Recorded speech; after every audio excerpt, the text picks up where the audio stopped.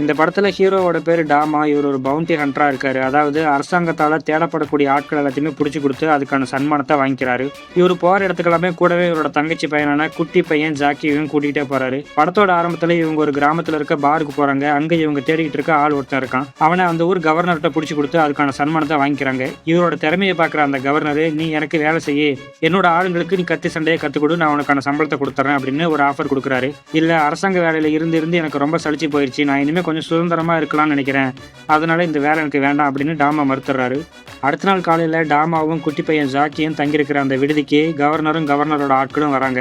நீ என்னோட ஆஃபரை வேண்டான்னு சொன்னது என்ன அவமானப்படுத்தினதுக்கு சமம். நான் அவங்ககிட்ட மறுபடியும் கேட்குறேன், நீ என்னோட ஆளுங்களுக்கு கத்தி சண்டையை கற்றுக் கொடு, எனக்காக வேலை செய்ய அப்படின்னு கவர்னர் சொல்றாரு. தயவு செஞ்சு இந்த சண்டை எல்லாத்தையும் வெளியே வச்சுக்கோங்க, விடுதிக்குள்ளார வந்து நீங்க சண்டை போட வேணாம், அவனை நான் வெளியே அனுப்புறேன், நீங்க அங்கே சண்டை போட்டுங்க அப்படின்னு விடுதியோட ஓனர் சொல்றாரு. கவர்னரையே எதிர்த்து பேசுறியா அப்படின்னு சொல்லிட்டு கவர்னர் கூட வந்த ஆட்கள் அந்த விடுதி ஓனரை அடிக்கிறதுக்கு போகிறாங்க. அந்த விடுதி ஓனரும் சாதாரண ஆள் இல்லை, டபுள் ஹெட்டட் ஸ்னேக் அப்படின்னு சொல்லப்படக்கூடிய கத்தி சண்டையில் கை தேர்ந்த ஒரு வித்தக்காரன் தான். அவன் கவர்னரோட ஆட்கள் எல்லாத்தையுமே அடித்து துவம்சம் பண்ணிடுறான். அந்த விடுதி ஓனர் எவ்வளோ திறமசாலியாக இருந்தாலும் கவர்னரை அவனால் சமாளிக்கவே முடியல. ஏன்னா கவர்னர் அவனை விட ரொம்ப பலசாலியாகவும் திறமசாலியாகவும் இருக்காரு. அதனால இந்த ஃபைட்டில் டாமாவும் கலந்துக்கிறாரு. 2 பேரும் சேர்ந்து கவர்னரோட சண்டை போடுறாங்க. ஆனால் அசந்த நேரமாக பார்த்து கவர்னர் அந்த விடுதியோட ஓனரோட வயிற்றுல கத்தி இறக்கிறாரு. அந்த சமயத்தில் டாமாவும் அந்த கவர்னரோட கழுத்தில் கத்தி இறக்கிறாரு. கவர்னர் அங்கேயே இறந்துடுறாரு. இப்போ கவர்னரையே போட்டு தள்ளிட்டதால அரசாங்கம் டாமாவோட தலைக்கு மிகப்பெரிய விலையை வைக்குது. அவரை யார் பிடிச்சி கொடுக்குறாங்களோ அவங்களுக்கு மிகப்பெரிய சன்மானம் கொடுக்கறதா ஒரு அறிவிப்பு கொடுக்குது. இதனால டாமாவை அந்த ஊர் மக்கள் எல்லாருமே கண்ணில் பார்க்குறவங்க எல்லாமே துரத்த ஆரம்பிச்சிடறாங்க. இதனால டாமாவும் குட்டி பையன் ஜாக்கியும் அங்கிருந்து தப்பிச்சு மோஜா கிராமம் அப்படின்னு சொல்கிற பக்கத்தில் இருக்க ஒரு கிராமத்துக்கு பாதுகாப்பு கேட்டு போகிறாங்க. அந்த மோஜா கிராமத்தில் தலைவராக இருக்கிறவரோட தான் லாமாவோட பொண்ணு ஐயுவா. அவங்க 2 பேரும் இவருக்கு பாதுகாப்பு கொடுக்குறாங்க. இப்படியே நீ ஒவ்வொரு வாட்டி சண்டை போட்டுட்டு வரதும் நான் உனக்கு பாதுகாப்பு கொடுக்குறதுமே வழக்கமாக போயிடுச்சு. ஆனால் இனிமேல் நீ அந்த மாதிரி இருக்க முடியாதுன்னு நினைக்கிறேன். ஏன்னா நீ கவர்னரே கொண்டுட்டு வந்திருக்கிற. இந்த குட்டி பையனை வச்சுட்டு நீ எத்தனை நாளைக்கு ஓடிட்டே இருப்ப. அதனால நான் உனக்கு ஒரு ஐடியா சொல்கிறேன். அரசாங்கத்துக்கு எதிராக போராட்டம் பண்ண புரட்சி படையை சேர்ந்த ஜி ஷிலாங் நம்மகிட்ட சரணடைஞ்சிருக்கான். அந்த ஜி ஷிலாங் நியாயமான கோரிக்கைகளை வச்சு தான் அரசாங்கத்துக்கு எதிராக போராட்டம் பண்ணான். அதனால் அவனை பாதுகாக்க வேண்டிய கடமை நமக்கு இருக்குது. அதனால் அந்த ஜி ஷிலாங்கை கூட்டிகிட்டு இந்த குட்டி பையனையும் கூட்டிகிட்டு நீ பக்கத்தில் இருக்க ஒரு பாதுகாப்பான நகரத்துக்கு போயிடு. அங்கே தான் நீ நிம்மதியாக இருக்க முடியும். இல்லைனா இந்த குட்டி பையனை வச்சுட்டு காலம் முழுக்க நீ ஓடிட்டே தான் இருக்கணும் அப்படின்னு லாமா சொல்கிறாரு. டாமாவும் யோசிச்சு பார்த்து அதுதான் சரியான வழி அப்படின்னு சொல்லிட்டு அடுத்த நாள் காலையில் அந்த ஜி ஷிலாங்கை கூட்டிகிட்டு பக்கத்தில் இருக்க நகரத்துக்கு பயணத்துக்கு தயாராகிறாங்க. ஆனால் இவங்க பயணத்துக்கு தயாராகும் போது லாமா அவரோட பொண்ணு ஐயுவாவையும் ஐயுவாவோட ஃப்ரெண்டு ஆனியையும் டாமா கூடயே அனுப்புகிறாரு. எனக்கு அப்புறமா இந்த கிராமத்துக்கு தலைவியாக இருக்க போகிறது என் பொண்ணு தான். அதனால் 4 இடத்துக்கு போயிட்டு வந்தால் தான் அவளுக்கும் நல்லது கெட்டது தெரியும். அதனால் நீங்கள் போகும்போது கூட ஐயுவாவையும் கூட்டிகிட்டே போங்க அப்படின்னு லாமா சொல்கிறாரு. டாமா, குட்டி பையன் ஜாக்கி, புரட்சிப்படையை சேர்ந்த ஜி ஷிலாங்கு, அப்புறம் ஐயுவாவோட ஃப்ரெண்டு ஆனி அப்படின்னு எல்லாருமே பயணத்துக்கு தயாராகி குதிரையில் கிளம்பி போகிறாங்க. லாமா தன்னோட பொண்ணு ஐயுவாவை டாமா கூட அனுப்புனதுக்கு இன்னொரு முக்கியமான காரணமும் இருக்குது. ஏன்னா கொஞ்ச நாளைக்கு முன்னாடி பக்கத்து கிராமத்தில் இருக்கிற ஹியூஜ்வான் அப்படின்ற ஒருத்தனுக்கு தன்னோட பொண்ணை கல்யாணம் பண்ணி வைக்கலாம் அப்படின்னு முடிவு பண்ணியிருப்பாரு. ஆனால் கடைசி நேரத்தில் அவன் நல்லவன் கிடையாது அப்படின்னு தெரிஞ்சதுனால அந்த கல்யாணத்தை நிறுத்திருப்பாரு. அந்த கல்யாணத்தை பாதியில் நிறுத்துறதுனால கிட்டத்தட்ட 10-20 கிலோமீட்டர் இருக்கிற ஒரு பாலைவனத்தை வெறும் காலையே நடக்க வச்சு இவருக்கு தண்டனை கொடுத்துட்றாங்க. அந்த தண்டனையை லாமா அனுபவிச்சிருந்தாலும் அந்த ஹியூஜ்வான் சும்மா இருக்க மாட்டான், கண்டிப்பாக நம்மளோட பொண்ணை தேடி வருவான் அப்படின்றதுனால தான் பாதுகாப்பாக இருக்கட்டுமே அப்படின்னு சொல்லிட்டு டாமா கூட தன்னோட பொண்ணை அனுப்பி வச்சிருப்பாரு. இவங்க பயணம் பண்ணி போகிற வழியில் சூ அப்படின்னு ஒருத்தனை சந்திக்கிறாங்க. அந்த சூவும் ஒரு பவுண்டி ஹண்டராக தான் இருக்கான். ஒரு பொண்ணை கையில் விலங்கு போட்டு குதிரை வண்டியில் கூட்டிகிட்டு போயிட்டு இருக்கான். அந்த பொண்ணை பிடிச்சி கொடுத்தா கவர்மெண்ட் பணம் தரதா சொல்லியிருக்கு. அதனால் அவளை கூட்டிகிட்டு போயிட்டு இருக்கான். வாங்க, நான் உங்களுக்கு செல் பண்ணுறேன், நானும் பக்கத்து நகரத்துக்கு தான் போகிறேன் அப்படின்னு சொல்கிறான். இவங்களும் அவனோட குதிரை வண்டியில் ஏறிக்கிறாங்க. ஆனால் சூவோட உண்மையான நோக்கம் என்ன அப்படின்னா, அந்த பொண்ணோட சேர்த்து புரட்சிப்படையை சேர்ந்த ஜி ஷிலாங்கையும் டாமாவையும் நம்ம அரசாங்கத்தோட ஒப்படைச்சா நிறைய பணம் கிடைக்கும் அப்படின்றதுனால தான் ஹெல்ப் பண்ணுற மாதிரி குதிரை வண்டியில் கூட்டிகிட்டு போகிறான் இவங்களை.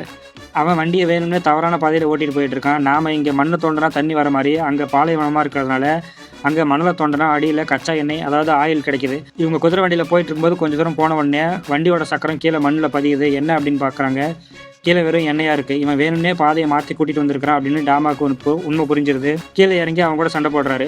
அந்த எண்ணெய் குளத்தில் நெருப்பெறியும் போது அதை சுற்றி நடக்கக்கூடிய சண்டை காட்சியை சூப்பராக படம் பிடிச்சிருக்காங்க.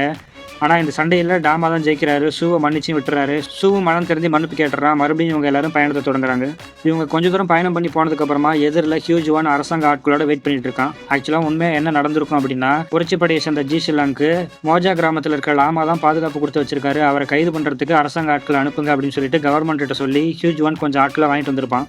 அது மூலியமா ஐயோவை தன்னோட ஆசைக்கு பண்ணி வச்சு மறுபடியும் கல்யாணம் பண்ணிக்கலாம் அப்படின்னு நினைக்கிறான். ஹியூஜ்வான் ஐயோவை பார்த்து சொல்கிறான், நீங்கள் கல்யாணத்தை பாதியில் நிறுத்திட்டீங்க அப்படின்னா நான் உன்னை அப்படியே விட்டுருவேன் அப்படின்னு நினச்சியா, நான் உனக்கு ஒரு பரிசு கொண்டு வந்திருக்கேன் அப்படின்னு சொல்லிட்டு பைக்குள்ளார கையை விட்டு லாமாவோட தலையை எடுத்து வீசுறான். நான் இங்கே வரதுக்கு முன்னாடியே மோஜா கிராமத்துக்கு போயிட்டு தான் வரேன். ஜீஷிலாங் எங்கே இருக்கான் அப்படின்னு உங்கள் அப்பா சொல்லலை, அதனால தான் அவரோட தலையை வெட்டி தனியாக எடுத்துகிட்டு வந்திருக்கேன் அப்படின்னு சொல்கிறான்.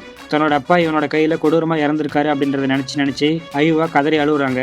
இத்தனை நாளாக நமக்கு பாதுகாப்பு கொடுத்துட்டு வந்த லாமாவோட நிலைமை இப்படி ஆயிடுச்சு அப்படின்னு சொல்லிட்டு டாமாவும் ஃபீல் பண்ணுறாரு.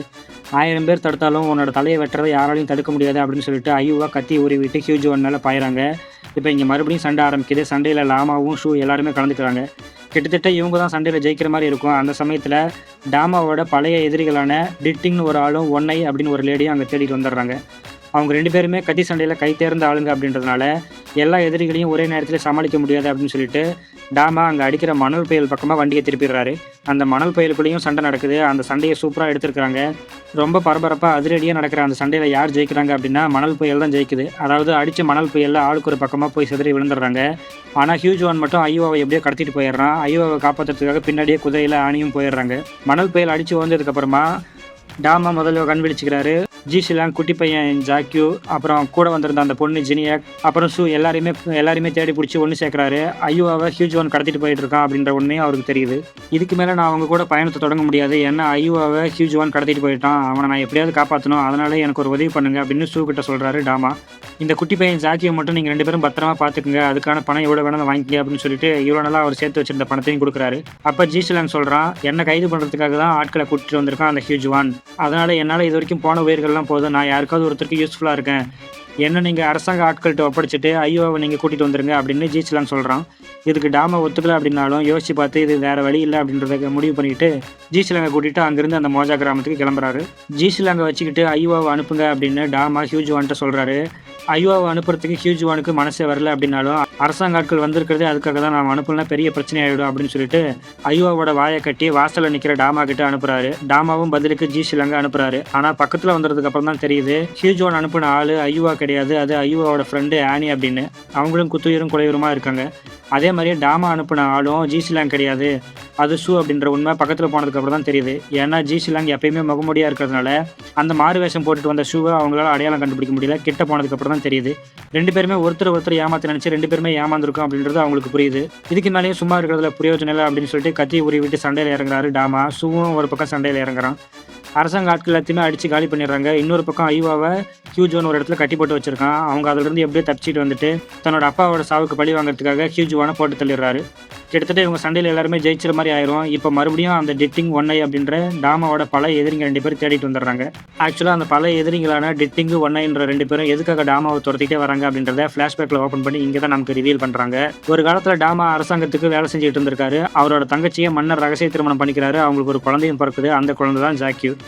ஆனால் மன்னருக்கும் ராணிக்கும் பிறந்த அந்த உண்மையான பையன் எங்கே இந்த குட்டி பையன் வளர்ந்து வந்து நம்மளுடைய அரசு பதவிக்கு போட்டியே வந்துடுவானோ அப்படின்னு சொல்லிட்டு டாமாவையும் டாமாவோட தங்கச்சியும் பிறந்த குழந்தையும் கொள்றதுக்கு உத்தரவு போட்டுறாரு. அங்கே நடக்கிற மிகப்பெரிய சண்டையில் டாமா தன்னோட தங்கச்சியை இழந்துடுறாரு. தங்கச்சிக்கு பிறந்த குழந்தையான இந்த ஜாக்கியை மட்டும் கூட்டிகிட்டு அங்கிருந்து தப்பிச்சு வந்துடுறாரு. இது நடந்த 4-5 வருஷம் ஆயிருந்தாலுமே இன்னுமே அந்த மன்னரோட பையன் டாமாவையும் அந்த பையனையும் கொள்றதுக்கு ஆளுங்களை அனுப்பிட்டே தான் இருக்காரு. அப்படி அனுப்பின ஆட்களில் ஒருத்தர் தான் இந்த டிட்டிங்ன்ற ஆளும் ஒன்னைன்ற லேடியும். இந்த ஒன்னைன்ற லேடியோட ஷூ சண்டை போட்டுட்டு இருக்கான். டிட்டிங்கோட டாமா சண்டை போட்டுட்டு இருக்காரு. டாமாவுக்கு கொஞ்சம் வயசாகிட்டதாலையும் டிட்டிங் சண்டையில் மிகப்பெரிய பலசாலியாக இருக்கிறதுனாலையும் அவனை டாமாவால் சமாளிக்கவே முடியல. செத்தா 2 பேரும் சாவும், அந்த பையன் பாதுகாப்பாக இருக்கட்டும் அப்படின்னு முடிவு பண்ணுற டாமா தன்னோட உடம்புல கத்தி இறக்கி அந்த கத்தி டிட்டிங் மேலே குத்துற மாதிரி நெஞ்சில் இறக்கிறாரு. டிட்டிங் அங்கேயே இறந்துடுறான். அதிர்ஷ்டவசமாக டாமா பழிச்சிக்கிறாரு. இதுக்கப்புறமா கொஞ்ச நாளைக்கு அப்புறமா தன்னோட காயங்கள்லாம் ஆனதுக்கப்புறம் இவங்க மறுபடியும் அந்த பாதுகாப்பான நகரத்தை நோக்கி பயணம் பண்ணுறாங்க. ஐயோவா மறுபடியும் மோஜா கிராமத்துக்கு தலையாயிடுறாங்க. இதோட இந்த படம் முடியுது. இந்த படத்தோட 2வது பார்ட் வரும் அப்படின்னு சொல்லியிருக்காங்க. மேபி இப்போ இருக்கிற மன்னர் ரொம்ப கொடுமைக்காரராகவும் அவரோட பையனும் ரொம்ப கொடுமைக்காரராகவும் இருக்கிறதுனால இந்த குட்டி பையன் வளர்ந்து பெருசாகி இந்த புரட்சிப்படையோட துணையோட இவன் மன்னராகும் அப்படின்னு நினைக்கிறேன். அப்படி தான் எடுப்பாங்கன்னு நினைக்கிறேன் 2வது பார்ட்டு. அது வந்தால் தான் நம்ம அதோட கதை என்ன அப்படின்றது தெரிஞ்சுக்க முடியும். இந்த பாட்டோட கதை உங்களுக்கு பிடிச்சிருந்தது அப்படின்னா கமெண்ட் பண்ணுங்கள். உண்மையிலே இந்த படத்தோட ஆக்ஷன் சீன்ஸ் எல்லாம் வேறு லெவலில் இருக்கும். இந்த படம் சைனீஸ் மொழியில் இங்கிலீஷ் சப்டைட்டில்ஸோட ஆன்லைனில் கிடைக்கிது. வாய்ப்பு இருக்கிறவங்க தேடி பாருங்கள். ஆக்ஷன் சீன்ஸ் எல்லாமே தாறுமாறாக இருக்கும்.